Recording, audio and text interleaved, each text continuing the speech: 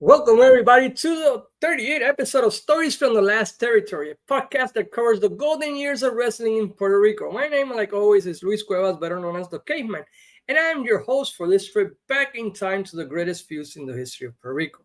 If you like what you hear and see, please subscribe in YouTube as Desde los Territorios or in audio at Spotify as Stories from the Last Territories.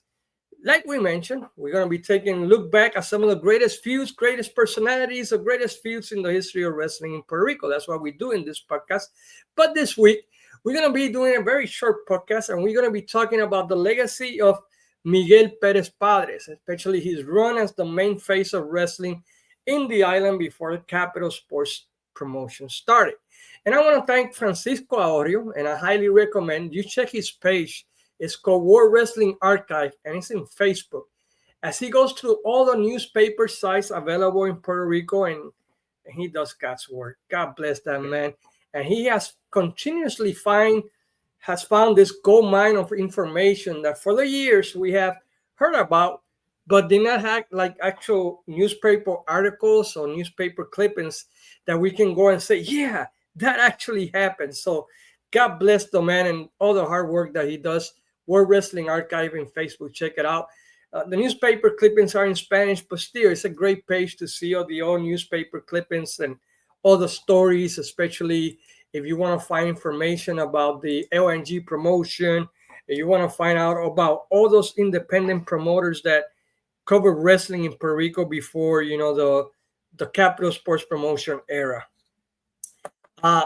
Why this topic? Why are we going to be talking about Miguel Pérez Padre, especially his run? Many reasons. I have always been fascinated by Miguel Pérez Father, his role in the history of wrestling in Puerto Rico. When I started watching wrestling with a good conscience in the early 80s, he was presented as a carpenter, as a jobber to the stars in Puerto Rico. Facing wrestlers in the first or second match, but they will always say in the commentary and the announcement that he was this great legend of professional wrestling. My grandfather would talk about him endlessly, how big he was starting in New York and the Northeast, and when he first moved to the New York area before moving and settling down in the Chicagoland, Northwest Indiana area, that Miguel Pérez Padre with Antonino Roca was like the greatest thing since sliced bread. I mean, that they were the biggest stars and that people would go to the old Madison Square Garden to see them, and that there will be like riots and there will be all kinds of stuff. So it always, my grandfather would always talk great about him and Bruno, and then Vern when he moved to the Chicagoland area. So he was the first one to kind of encourage me to go to the library and do research if I wanted to find out about the history. And he was the one who always made me read newspapers and everything to help me. He always say, history repeats itself. You just got to keep reading and discovering all these things. So I would go. There was this small library right by the Plaza Pública in Caguas. The day open, it was you would go up the public square, and then you would make a left, and there was like this old library. I don't know if it's still there. I haven't checked. And I would go there and I would ask the lady, if they had the newspaper rolls, and you would sit there and you would go one by one.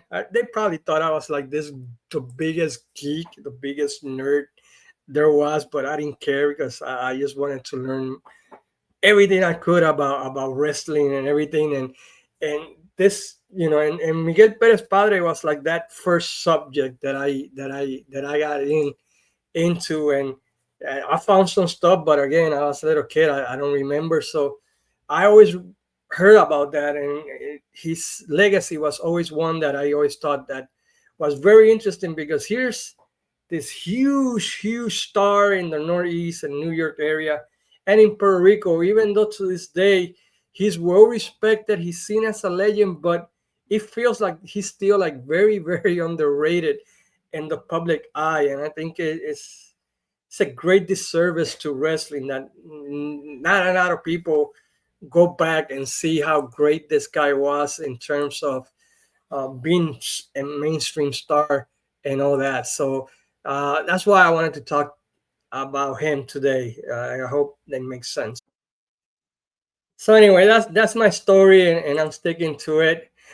One thing that I noticed was looking at this page website. It's called NewYorkProWrestling.com, and it has like all these results from, I guess, the WWF and every company that they had from the 40s to 50s to 60s to 70s, the 80s, and I did a deep dive, and just to see his evolution when he first got to New York. He was like first and second wrestler match, and you see him little by little evolving, and then he became uh, this tag team with Antonino Roca and their feud against the Grams, and deep searching that and seeing how much money they made and how successful they were, and not just in Madison Square Garden where they had all these kind of records, but also all across the Northeast, and how in a way he helped Antonino Roca, who had been a big star but was slipping a little bit,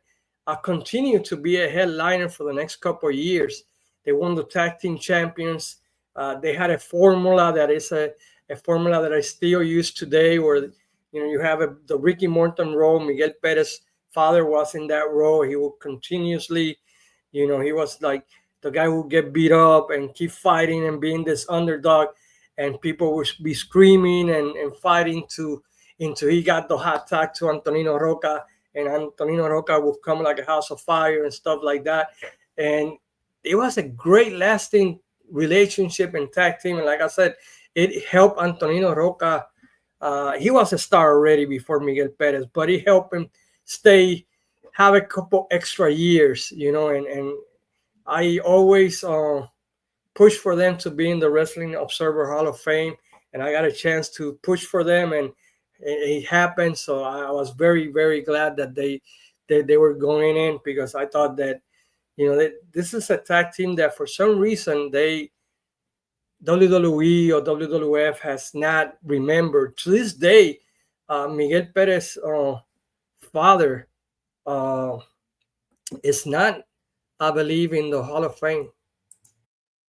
And for me, that's such a crying shame that he's not in the WWE Hall of Fame, considering everything that tag team did for Capital Sports in a time where they were having trouble. Madison Square Garden wasn't available as much, and they kept the audience continuing to go to the wrestling matches in that era. So I always found that has always been a travesty. And if anybody from WWE is listening to the podcast or looking at this podcast, it's a damn shame you don't have Miguel Perez father in the Hall of Fame.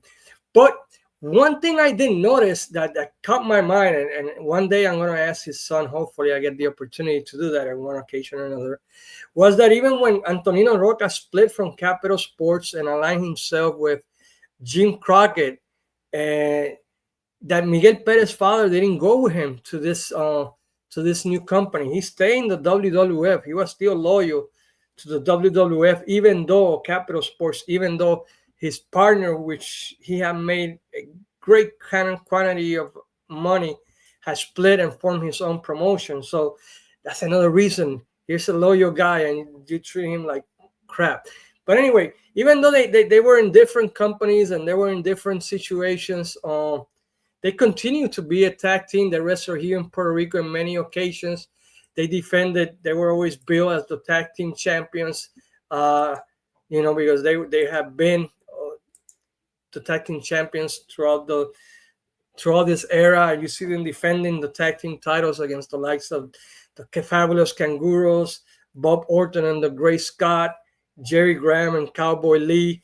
And you see how big of a star he was with the newspapers articles talking about his touring, the newspapers, him being recognized by civic groups that were giving the tour, the newspaper, like he was like a presidential candidate or governor of Puerto Rico. That's how big he was mainstream. And that's something that, for me, I didn't know he was that mainstream.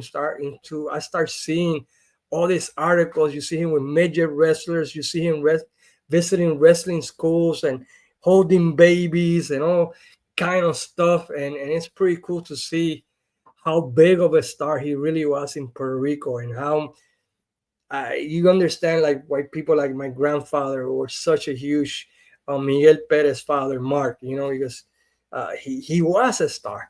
And he had an incredible run in WWF for more than 12 years, wrestling with all kinds of opponents and low card, mid card, semi main events, and helping the next batch of Puerto Rican wrestlers. You see him in all those results in that page, NewYorkProWrestling.com. Him tag teaming with Pedro Morales, with Victor Rivera, Carlos Colon when he gets to the WWF in 1968. You see him doing 67, basically end of 67, doing tag teams with Carlos Colon. So it was cool to see him that even from an early start, Miguel Perez was always thinking about the next future star, of passing the torch to the next big guy. So I thought that was pretty cool to discover, that he did that he tag team maybe, and stuff like that. In single matches, you see him in Puerto Rico fighting wrestlers like Huracan Harry, Johnny Valentine for the Caribbean title. In 1972, he embarks himself in this incredible feud for the Puerto Rican title against none other than Huracan Castillo father, where they exchanged the title in a couple of occasions. And you see the newspaper clippings and newspaper reports talking about, Miguel Perez, defended the title. He lost it against this evil Huracan Castillo. And then you see him finally recovering the title.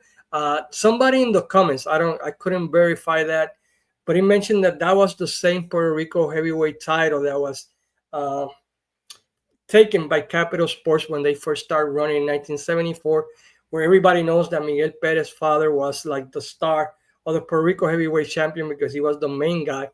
And he was kind of like protecting Carlos Colon until Carlos Colon was ready to be the next superstar. You see them tag teaming in the IWA as a tag team over there, participating in the IWA of Eddie Earnhardt. And you see them coming back in Puerto Rico. He reignited the feud with Huracan Castillo on a couple of occasions. And then he goes into the next phase. He passes the torch to Carlos Colon in a way like, you're the next star.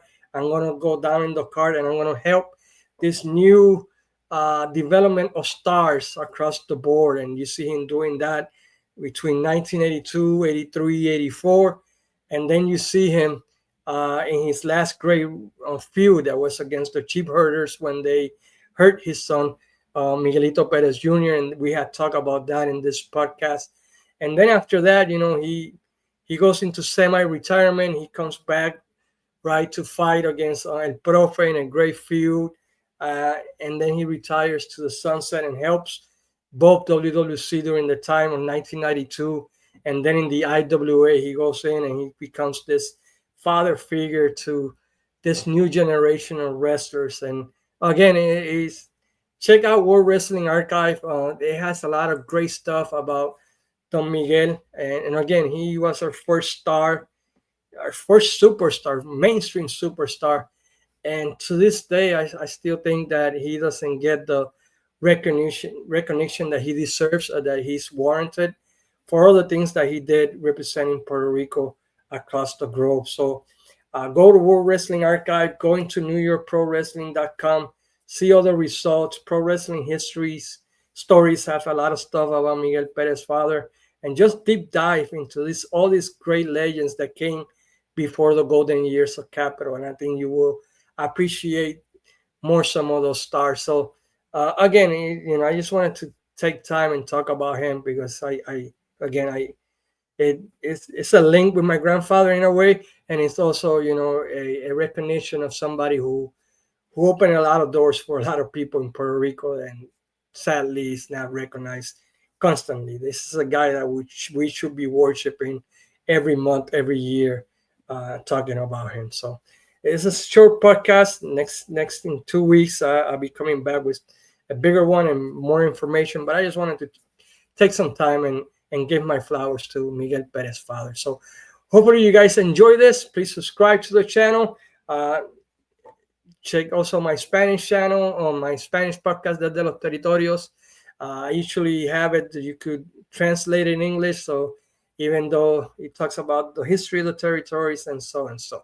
Until next time, this is your friend Luis Cuevas the Cayman saying, sayonara, amigos.